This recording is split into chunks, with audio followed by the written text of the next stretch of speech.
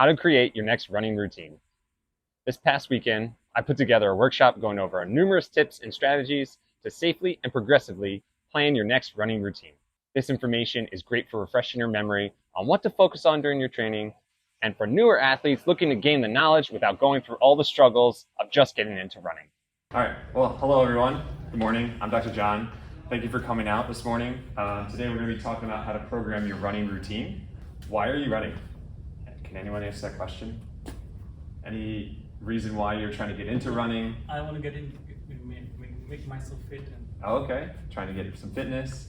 Any reason why you're running or getting into running? Well, it's the only way I get my heart rate up. Ah, the only challenging thing. Okay, have you tried swimming yet? Well, I can swim, but Oh, okay. you know, I can't really. Well, this one supposedly is waterproof, but I haven't tried it. Yeah, Gerard, why are you running? I'm not, and that's the reason why I'm here. Okay, learning a little bit more about the ropes, Yeah. okay. And then how about you? I'm burnt out of swimming. Burnt out of swimming. Oh, really? No. Well, we Do you might swim have at the to introduce Masters, you. was it, or? Every now and then. I Yeah. did club in college, and after did. college, I kind of just stopped. Oh, okay. Wow. Gotcha. Well, I am also the Masters coach here that leads a little group if you're ever interested. Okay, so a little bit different of reasons why we're all here. I hope to touch on all that here, but at the end, I'll be able to answer any questions that you do have. Okay?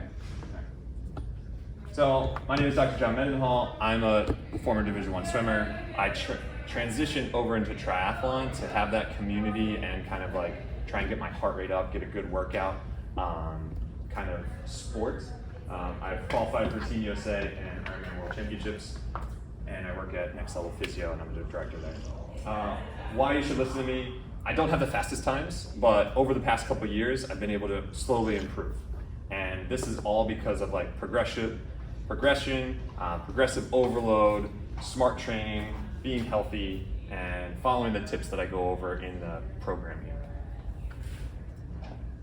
So what you need for running, if you're just getting into running, the stuff that you need are gonna be multiple running shoes. A lot of people are mistaken by just having one pair of running shoes and overusing them. And basically what you need is you need a little bit of time in between each run to allow your shoes to recover. There's like a little cushion there. And the better the cushion, the better your run feels. All right. If the cushion gets worn down, then it doesn't support you as much. And then that's where like overuse injuries come into play. That's where different tendon issues, different joint issues come into play when you don't have a little bit of support. Okay. Running socks are great just because we're typically sweating, especially down here. I know I was running this morning and I was soaking wet. My shoes were soaked, but my running socks helped absorb some of that wetness so it's not an issue long term with like blisters and whatnot. Running clothes, has anyone seen like a marathoner finish a run and have like any kind of bleeding issues? Well, the joke is like people put like band-aids over themselves because of like chafing, but if you have the right running clothes, then you don't have to worry about that. Okay? Nutrition before and after, I'll dive into this a little bit more, but it's really important to give your body the nutrients that it needs to go into a run, mainly carbohydrates. Carbohydrates are going to be able to fuel you for your workout. This is going to go for swimming, this is going to go for running, okay? And then afterwards, you need to be able to recover. So if your body doesn't recover very well, it's not getting the right nutrition, then you're not going to be ready for your next kind of run or workout. So protein and carbohydrates are a big one after a run to focus on, and we could talk about that. I will talk about that in a little bit. Hydration before, during, and after. For those that are running right now, do you drink before, during, and after? A little bit, a little bit. We're gonna go over a little bit of like guidelines for what you're gonna benefit from and how much to drink beforehand. Sunscreen is always a big important one. A lot of people don't necessarily think of that when they're running outside. If you're going to lay by the pool, it's like, all right, gotta have sunscreen. If I go on a long walk, all right, definitely have to have sunscreen, but sometimes people forget it with a run. Sunglasses are nice just to protect your eyes. And then reflective clothing if you're in the dark, just so other cars and people can see you. What's really beneficial but not required is getting a running coach. They can help you progress on running safely and effectively, okay? It's not necessary, that's why I'm saying these are like really beneficial things. Getting your running form analyzed by like a running coach, for example. We do have like a 3D running technology where we assess your running form. It breaks down your like range of motion that you have and whether you're bouncing up and down too far, reaching out in front of you too far, or not engaging certain muscles. I just hit my running goal for today for some reason. So it's also really good to have like a running partner or a group just to keep you motivated, because running can be really tough. And if you have like a good support system, it's going to help you a lot for the long-term longevity of this sport. And then headphones. This I put under really beneficial but not required, because I personally don't run with any kind of headphones so that I can hear everything around me. So I just worry about like other cars or a dog getting loose, you know, something like that. All right. So just to start with running, for the people that aren't running so far, for you two, this may or may not apply, but getting into running, you're probably going to want to start with a run-walk strategy. So you run for about 10 to 30 seconds, and then you walk for like 1 to 2 minutes. This allows your body to get used to the fact that you're putting more pressure on your body. So with running, well, let's compare it to walking first. Walking, you're just using your body weight, right? Every time you land, you feel your body weight into your foot. With running, it's like 2 to 3 times your body weight in force every time you land. So your body has to get used to that. It has to activate certain muscles, and that way you can protect your joints and your muscles and tendons and stuff like that. All right? For an intermediate, so say you do this beginner start. Say you do 10 minutes of jogging, 1 minute of running, and you do that for 3 or 4 weeks, and you start to feel really comfortable with that. Then you can bump it up to like 1 to 5 minutes of running, 1 to 2 minutes of easy walking, and then as you get more experience, then you go like 6 to 8 minutes. You know, you can go closer to like a mile of running and like 30 seconds of walking. So this, building up to this experience kind of level, might take you a few months. It might take you all summer to get there. All right, but slow and steady, and we'll go over a little bit more of how to progress this. I personally really like the run walk program. So for my races that I do, so I am more into triathlons and running, but for my triathlon races, I walk every single aid station, which is usually 1 to 2 mile intervals. So I'll run for 1 or 2 miles, walk for about 30 seconds, and then in that running interval, I'm able to move faster than I would be if I ran the entire time. All right, it might sound counterintuitive, but until you like try it, you don't realize how much you recover in that 30 seconds of walking to help your running. All right, so, well, maybe I shouldn't show this. Does anyone have any races on the calendar right now? What do we got? I'm doing 5 miles in Durham in October and a 10K in Raleigh in November. November, cool. All right, so you have plenty of time to train. So it's good that you're here. If you had like a 5K in 3 weeks and you're just starting today, then I would highly recommend that. That's not a great idea unless you're doing a run walk. All right. So how long would it take you to train? Typically like 8 weeks for a 5K, 12 for a 10K, 16 for a half marathon, and 24 weeks are like 6 months to train for a marathon. And then on the graph over here, as you begin, you start to gradually increase.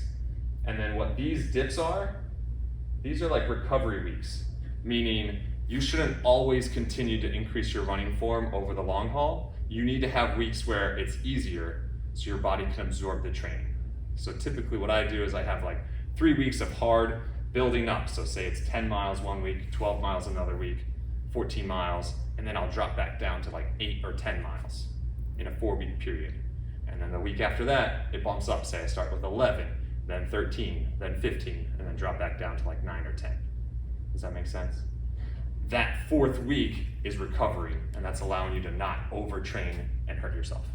Okay? So then what about food?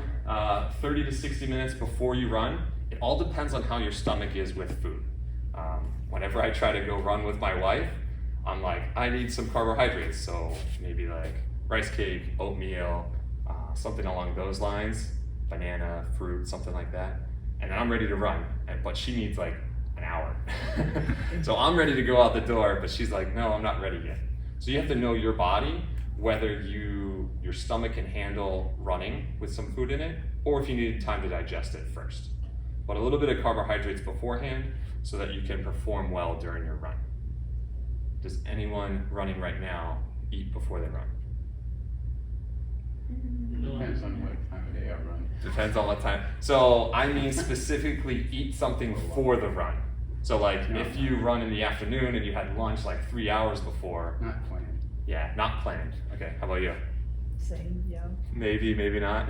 Not planned. And I also, I don't like exercising after eating. So Oh, okay. no. So you might need like 60 minutes before Yeah. your run, because that just tops off your energy stores. Because if you've done, I don't know what your longest run is so far, if you're training for a five miler, maybe you've done like 4 or 5, you might get tired towards the tail end of that. Mhm. And if you eat a little bit of carbohydrates before, it's amazing how much better you're gonna feel at the end of that run.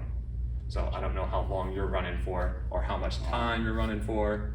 Just walk, run. Walk, run, that's a good The run strategy. being maybe 30 seconds to a minute. Oh, that's good. But like how long is the total duration? Oh, the total walk, Mm-hmm. an hour, hour and a half. Yeah. So especially with an hour and a half, I would say like an hour is kind of like the borderline, maybe a little bit before. If you're doing speed work, like 45 minutes, you definitely need food. If it's an easy run, it's an hour, it's kind of pushing it. But over an hour, I would definitely have some kind of carbohydrates before, just to make sure you have enough energy for the entire duration. All right. And then the other thing is within 30 minutes following your run, you're going to want to follow it up with a little bit more carbohydrates and protein. Because when you work out, whether you're lifting weights downstairs, whether you're swimming, you're tearing a little bit of muscle, right? And then what happens is you tear it down to build it up stronger. And the way to build it up stronger is to give it protein, amino acids, a little bit of carbohydrates. So following an activity, if you can get a little bit of fuel afterwards, that's going to really help your recovery. And the whole point of the game is to be able to recover so you can do that next workout. All right? Does anyone eat right after they work out? We got one? Yeah? Okay. What do you typically have after your swim workout or lifting workout? Carbohydrates and proteins, yeah. Okay, that's good. How about you? The rice and egg. Oh, okay, cool. So not too much over here, the other two? No? I I try would- to eat before, Uh-huh. not plan how much time, but Yeah. I'll eat, and then to keep the sugar level under control, Mhm. the activity helps with that. I gotcha. So walking, I gotcha. and then after a while of walking, then I start Yeah. the intermittent I gotcha. intervals. I'd be interested, do you feel like hungry after these kind of workouts, like later on in the day? No. No? You? Yeah. Yeah. So typically that is just from your body depleting the energy and you not restoring it fast enough. Mhm. So I've been there, trust me. It's not a great feeling. 10 o'clock at night and I'm like staring at the cupboard like, what do I want to eat right here? You know, and like nothing is filling me up. You know, you've never had that? No, that's the wrong time to eat. Oh, I totally agree. But this was me a couple years ago, and that's why I'm just here trying to educate on it. So if you're able to eat a little bit of carbs and protein right after your run, you won't get to that point. All right. And then, like I said before, more carbs beforehand allows you to use that energy in that time that you're running, and then more protein afterwards for repairing your muscle tissue and getting stronger or building your endurance, depending on what your workout is for. Okay, what about hydration? We talked about some people drink a little bit before, during, and after. This is typically what you would want to drink if you were to do a run. All right, a little bit before, you talked about like a water bottle, right, beforehand, maybe 2 hours before, so you don't have to go to the bathroom on your run. Sometimes you don't plan for a porta potty to be along your route. 5 to 10 ounces during your run. This is for every like 15 to 20 minutes. Now this isn't always typical unless you bring a little water bottle with you or you see a water fountain and you can stop. Okay. Sometimes what I do on my longer runs when I definitely need this, especially with the humidity and the temperature out here, is that I will leave a water bottle outside my front door. Like hidden in like a bush so it doesn't get too hot. But I'll do loops. Say it's a 3-mile loop, come back, I can drink some water. That way I don't have to carry it with me. So sometimes another one is like I would park maybe on the American Tobacco Trail and then run out 2 miles, come back 2 miles, drink some water, run out 2 miles, come back 2 miles. Or 20 minutes, 30 minutes, whatever it may be, whatever works for you. Typically, if you're thirsty, you've kind of gone overboard and now you're like a little dehydrated. Okay. This is all for training. For racing, you never want to be thirsty because then it's already too late. And then if you become dehydrated, your performance is going to go down to a certain extent. All right, you could be a little dehydrated, but once you get thirsty, you're almost like too dehydrated. All right, and then afterwards, 16 to 24 ounces for every pound of water weight that you've lost. So if you ever want to weigh yourself before you run, go for your 4-mile run or hour-and-a-half run, change your clothes because they might be soaking wet, right? And then weigh yourself afterwards. If you've lost 2 pounds, you're gonna need like 32 to 48 ounces of water afterwards just to replenish what you've lost during that workout. All right, any questions on that? No? Okay. Another thing before we get into like programming your running, I'd like to go over a little bit more education. That's why I've gone over this so far. But the best ways to prevent injury is to seek medical advice sooner rather than later. Because if something starts to bother you, and then you take a little bit of break, and then you go back and it still bothers you, it's almost always better to get it checked out first and figure out what's going on and see if you can correct it sooner rather than later. Because small problems become big problems if we ignore them. And what we do at Next Level is we give a 30-minute consultation. So if you come in with your foot feeling a little weird after one run, and you're walking and you still kind of feel it doesn't go away, you can set up a consultation with us and we'll be able to determine whether, hey, you should really take a rest here, or you just need to do this stretch and then you should be fine. Okay? Rest is really important. Now this goes for a lot of things. If something is bothering you, it's almost always better to rest it as opposed to pushing through. So if halfway through your walk run, your calf starts to bother you and it feels more than just like tightness, then it's almost better to like just turn around and go back to the house than it is to push for the rest of the walk run. It also is really good to rest between your running workouts. So I'll go into like a little bit of a plan later on, but designated rest days so that your body can recover, and designated rest weeks so your body can recover. Those are all going to play a big factor in your training. Stretch before and after. This is going to go over like a dynamic warm up and a dynamic, well, not a dynamic cool down, but a stretching cool down afterwards. Cross training at the gym, Morseville is a great facility for that. They have all the weights downstairs. You just got to figure out if you know you have a little bit of weakness in your left calf or your right hip or you're tensing up here. You got to figure out why that is during your run and be able to train the muscles that need to be worked out here. Warm up and cool down, I talked about that. Starting off slow, a lot of people like to just run at one speed and get there as quickly as possible. This can not be as beneficial because one, you could start off really fast and have your heart rate spike and then be really tired. I'm always a person that like negative splits or likes to slowly build up my run. This is a little bit safer for preventing injury. Following your heart rate or rating of perceived exertion. Does anyone know what those are? Well, heart rate probably. But ratings of perceived exertion is just, it's actually that thing right there. 1, you feel okay. 10, you feel like you can only do this for like 20 seconds. Like it's your max effort. And somewhere in between there, if you follow this on a speed work day, a hill training day, an easy day, a long run day, it's going to be really important. Minimize speed sessions each week. Now, if you are looking to go fast in that 5-miler or 10K, but you have an injury history, then it's not good to focus on the speed. It might be good to focus on technique and being efficient at your run versus going more speed focused. Now, if you're pretty healthy and you're just trying to work on speed, then speed workouts 1 to 2 times a week are going to be really helpful because they can make you go faster, but they're more taxing on your body. And typically what you need is like years of training to be able to do that. Running on different surfaces can also help. Trails, they typically slow you down, make you focus on landing properly. The hard surfaces out on the pavement, those can be like repetitive impounding if that's all you're doing. So if you can mix up the surfaces, that'll be really helpful. American Tobacco Trail is great, right? Because you have the packed dirt. Umstead is great because you have like the gravel and like the trails that you can go on to. When you are running, does anyone go on trails or you just stick to the roads?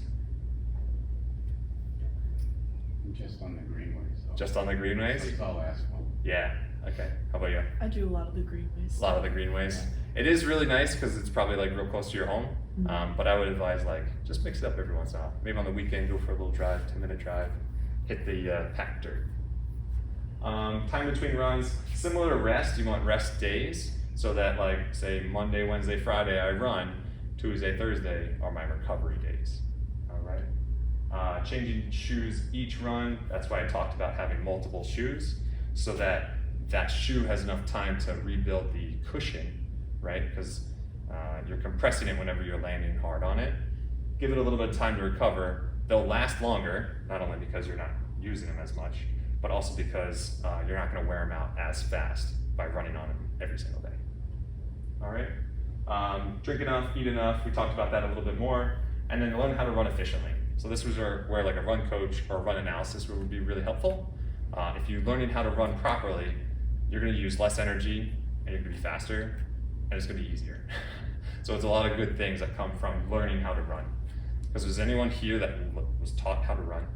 Or is it just kind of like one day you went out in the parking lot or school lot and just ran, right? No one was taught like, hey, you need to drive your heel up to your butt, don't reach out too far in front of you. No one went over that, right? So if you have questions on that, I could give a couple tips. Maybe I'll look at a couple of your forms and give you some tips right now at the end of this. Tips to build a running routine. All right, so pick a race. So we have a race. It's probably, what, like 12, 13 weeks away? Do you know? Do you know how far it is out? I'll let you do the math there. Yeah, it's So, like 12. Yeah, so pick a race. So now you know on week 13 or week 12, I have 5 miles to do. And now you can work backwards. So the week before is probably like an easier week so that you're rested and able to perform well. The week before that, you might be either peaking or like dialing up your intensity or down, depending on if you need more rest than others. So for me, I do really well with 1 week of tapering or like deload of training. Some people need 2 weeks. As a swimmer, what did you do? Because for swimming, we did 2 weeks, and I always like pushed the envelope and then tapered down for 1 week. Yeah, we did the same thing. You did 2 weeks, Yeah. and you probably performed pretty well. So you might be 2 weeks. So, but every person's individual. We had guys on our swim team and ladies on our swim team that were really muscular. They needed like 3 weeks of tapering because of their muscles just needed more recovery time. So you have to figure out what that is for you. And it could be like, hey, I did 1 race with 1 week recovery, I felt good. I did 1 race with 2 weeks recovery, I felt even better. I did 1 race with 3 weeks of recovery or like tapering, and I felt horrible because now it felt harder because you were training easier. So it's like a little bit of figuring out. So work your way backwards. That way you can plan like when your long days are. If yours is a Saturday race, I would stick to your long run on Saturday. If it's a Sunday race, I would stick to your long run to a Sunday. That way your body's in a routine to know like, hey, every Sunday morning I go for a little bit longer run. All right. Give yourself enough time to train. This is going to go over the 10% rule of running. Does anyone know what the 10% rule of running is? No? Okay. So it's all about gradual progression in running. So 10% of increased volume or duration each week is the general rule of thumb. All right, so if for right now you're running 10 miles a week, next week you would run 11 miles a week. Okay, and then the week after, was that 12.1, 10% of 11, and then so on and so forth. So if you know where your race is and you want to work backwards, you know that week you're going to do 5 miles on Saturday, 3 miles on Thursday, and 4 miles on Monday. So whatever that math is, 12 miles. Now you can work backwards in 10%. All right, so if you're at 3 miles right now in terms of your training, then you're going to be able to build up to there no problem. But if you only had 3 weeks of training left to do, then it would be really hard to get there safely. All right, that's where the 10% rule of running comes into play. Running with friends, that makes it a lot more fun and enjoyable, especially with speed work or like the long easy runs, because you can just talk to someone and then time flies by. I really enjoy running with people because it just makes it feel easier. And then mixing up your workouts. I'm gonna go over the different types of workouts pretty soon, so we'll be able to talk about these now. All right, so easy runs. These are basically for recovery and not allowing your body to overdo it. So let's say these are, if you're doing 4 workouts a week, these are gonna be 1 or 2 of those workouts, okay? You should be at a relaxed effort. You should be able to carry a conversation if you're running with a friend. Shouldn't feel out of breath with that. Speed workouts, this is the one that I talked about, like if you're doing too much of these, it increases your risk of injury. So typically if you had 4 running workouts a week, this would be about 1 or 2 of those, depending on where you are at in your training, how experienced you are, and what your goals are. So these are gonna be hard efforts. You can barely talk depending on the intensity that you're doing, and I'll go over that in a little bit. And you should be a little bit in that higher perceived exertion or higher heart rate with these. So intervals, for example, you could run for 2 minutes, walk for 2 minutes, and those 2 minutes are gonna be at your goal 5-mile pace or goal 10K pace, okay? You could do tempo runs. These are done at just below your goal pace, but they're gonna be for a longer distance.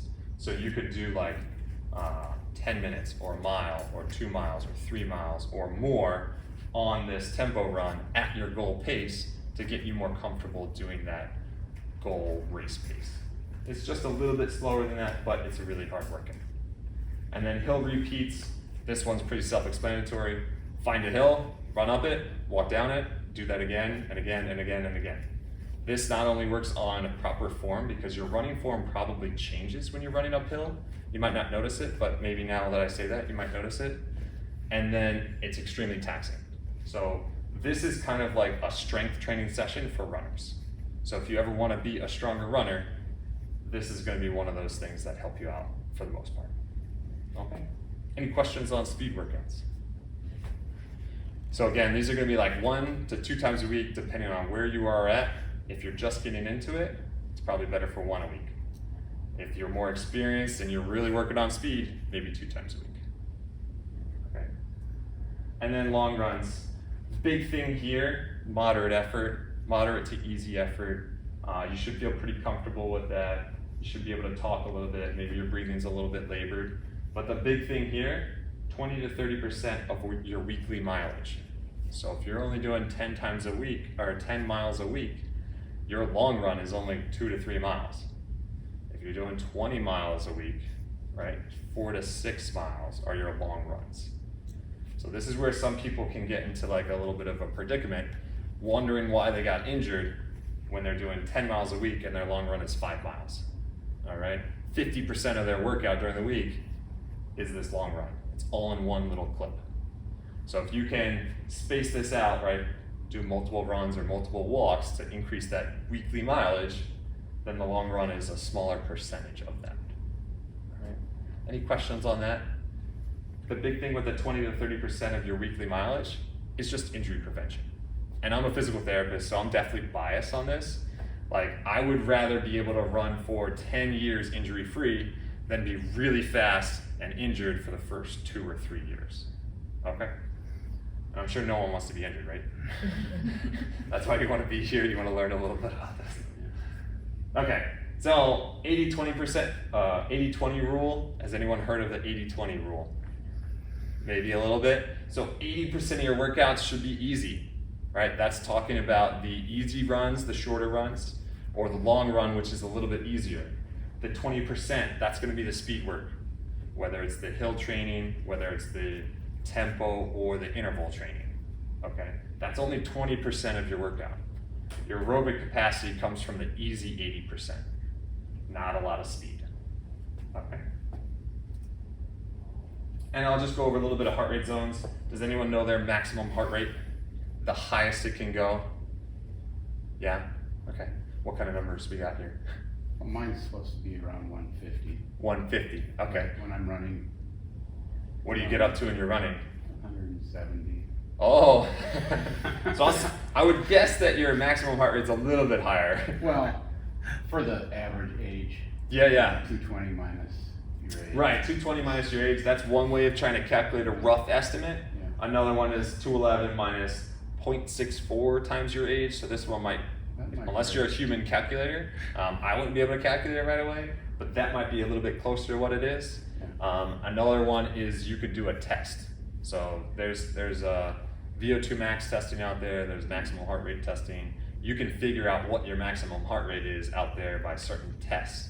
And if you have questions about that, we can talk about that too. So once you figure out your maximum heart rate, then you can figure out your zones. So I'm gonna use the easy one. If your heart rate maximum is 200, then under 50% is probably gonna be like a walking, very, very, very, very comfortable workout, okay? Zone 1 and zone 2 are going to be below 70% of your heart rate max. So that's below 140 if your heart rate maximum is 200. Okay? So the reason why these are important, this is going to be that 80% of your training, which makes you be able to run longer, injury-free, without pain. Okay?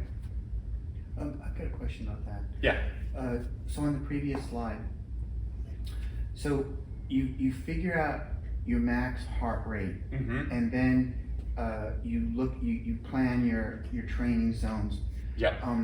How long time-wise should you be, let's say, in any one of those zones? Yeah. Like, for example, on my watch, Mhm. my Garmin tells me what the maximum So heart 5, rate 4, was. 3, 2, 1. That No, kind of no, thing? it tells Okay. me my heart rate, my max heart rate during a workout, or I could see the entire workout, but I don't know how long Mhm. I was in, and so how long should you be in your max? Let's say 10% of your workout if you're Right. swimming or running. Mhm. Yeah. Or So the maximum in your workout might be different than your maximum heart rate overall, and that means that you only worked this hard. It's really hard to get your maximum heart rate. I will let you know.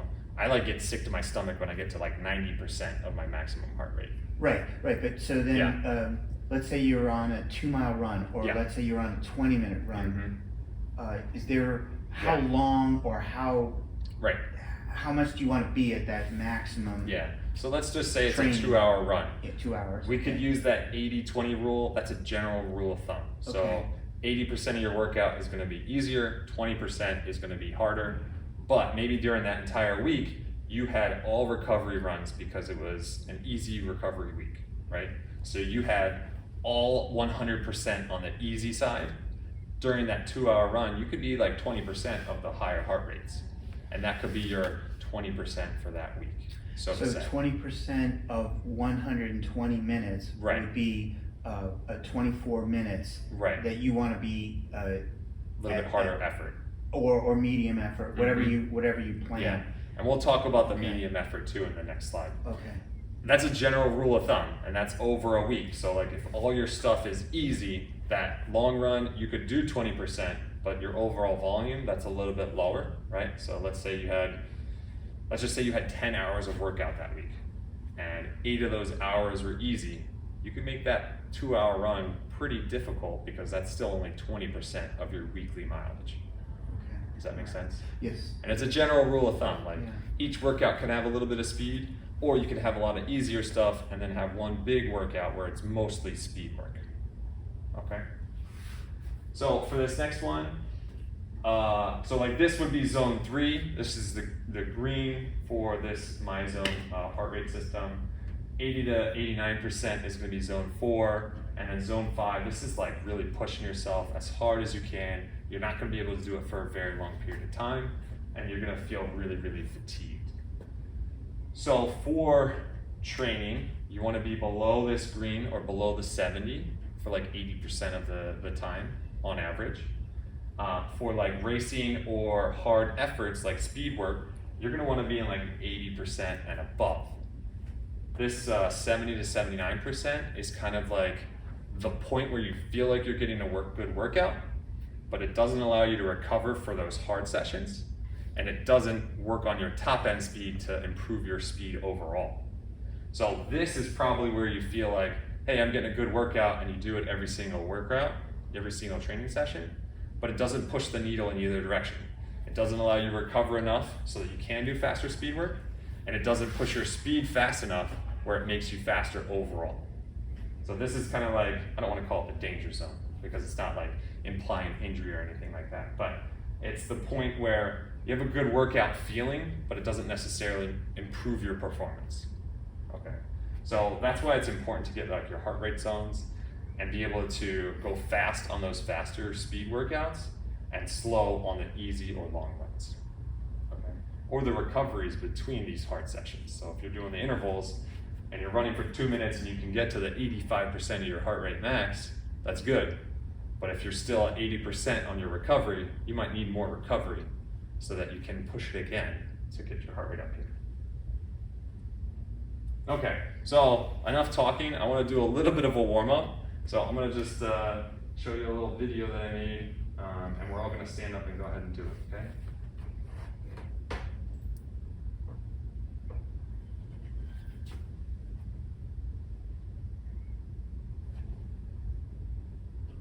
All right, so go ahead and stand up. Go ahead and grab a wall. You're going to hold on, and you're just going to swing your legs forwards and backwards. Yeah. And you're going to get a little velocity so that when you swing backwards, you feel a stretch in the front of your leg. And when you swing forwards, you're going to feel the stretch behind your leg. All right? So let's just go 10 on each side.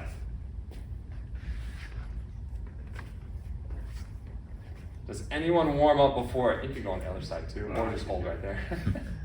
Does anyone warm up before they run? Raise their hands. Okay. Slow walk. Slow walk. All right, so the next one we're gonna do, let's just do the quad stretch. So I either do this like a walking quad stretch, so you take a step and then you pull back on your leg, take a step, pull back on your leg, or you could do it in standing. Let's just do 3 on each side.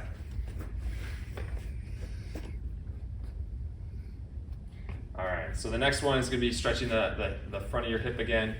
You're gonna lunge and reach up overhead. Lunge and reach up overhead. Reach up with the same side that is going the leg behind you. Forward. Yeah. The other arm, sorry. Oh. Yeah. So that you're stretching this side right here. So you can stretch and reach up.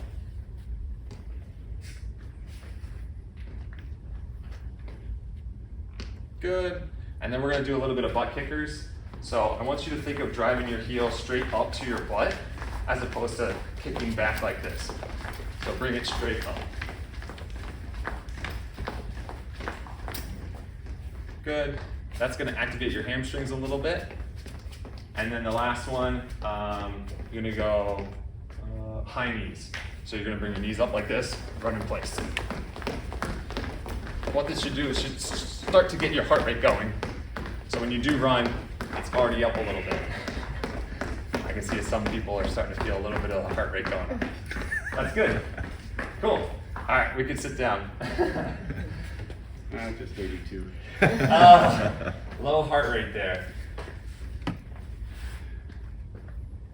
Okay, so going over like a typical running plan. This you can find online. This is just like a Hal Higdon. They have a ton of running programs.